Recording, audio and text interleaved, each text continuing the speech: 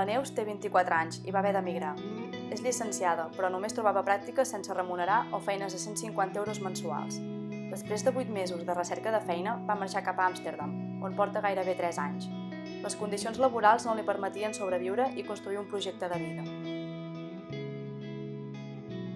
En Marc té la sort de treballar en la mateixa empresa des de fa 2 anys, però és un ETT que el contracta per dies i, alguna vegada, per tota una setmana. Això sí, avisant-lo d'un dia per l'altre en el millor dels casos. Així és impossible planificar res, però podria ser pitjor. I si no el tornen a trucar? L'Anna està a l'atur. En la majoria d'entrevistes li pregunten per la seva situació sentimental i si pretén formar una família. Sap que és il·legal i discriminatori, però què pot fer-hi? Si es nega a respondre, ja es pot oblidar de la feina. L'Àlex forma part d'una plantilla de 30 treballadors. Els 30 companys tindrien dret a un representant sindical, si no fos perquè oficialment estan contractats per 3 empreses diferents.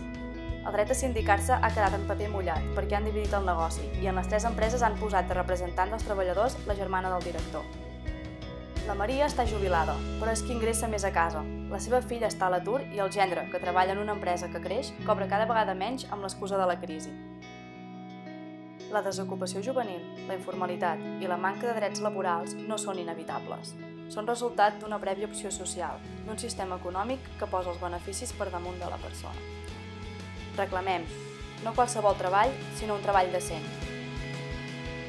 Manifestem el nostre compromís de promoure oportunitats perquè tothom pugui aconseguir un treball decent en condicions de llibertat, equitat, seguretat i dignitat humana. Perquè no val qualsevol treball, cal treball decent per a tothom.